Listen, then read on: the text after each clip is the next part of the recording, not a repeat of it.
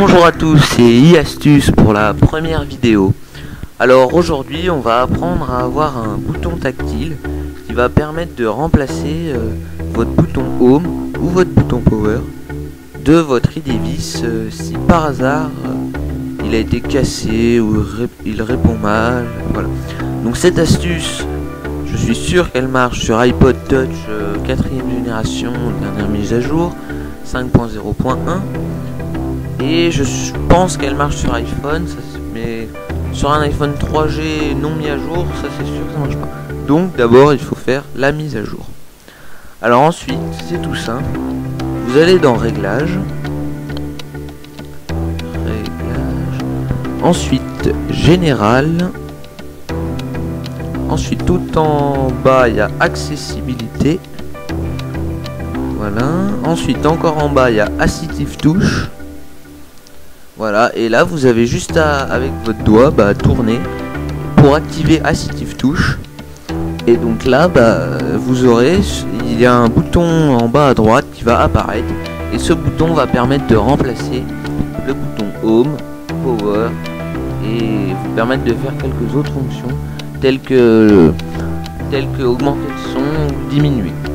Alors pour s'en servir c'est tout simple, donc déjà on peut le déplacer sur tout l'écran, mais je pourrais pas vous montrer parce que la vidéo, en fait c'est des photos.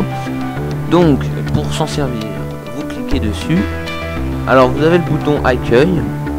Alors là le bouton accueil c'est le bouton Home. Vous avez le bouton appareil.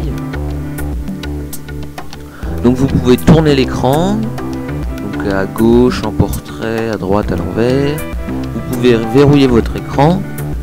En laissant appuyer sur verrouiller votre écran, vous allez pouvoir éteindre votre iPod ou votre iDevice. Vous pouvez augmenter, diminuer le volume et secouer l'iPod. Tout ça bien sûr virtuellement. Ensuite vous avez les favoris. Alors là ça va être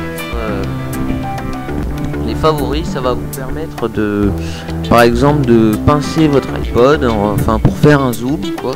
Et vous pouvez ajouter d'autres favoris. Alors pour ceci, il suffit de cliquer sur le plus et vous allez arriver sur un éditeur de gestes.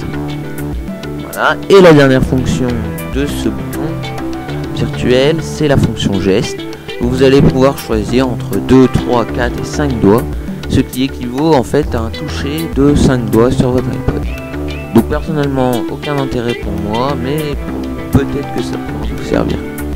Voilà, donc c'était iAstuce, donc n'hésitez pas à aller visiter le site, à vous abonner à la chaîne, suivre la chaîne, et peut-être bientôt vous abonner à la newsletter, ça c'est à voir, ça va peut-être être ajouté sur le site. Allez, à bientôt!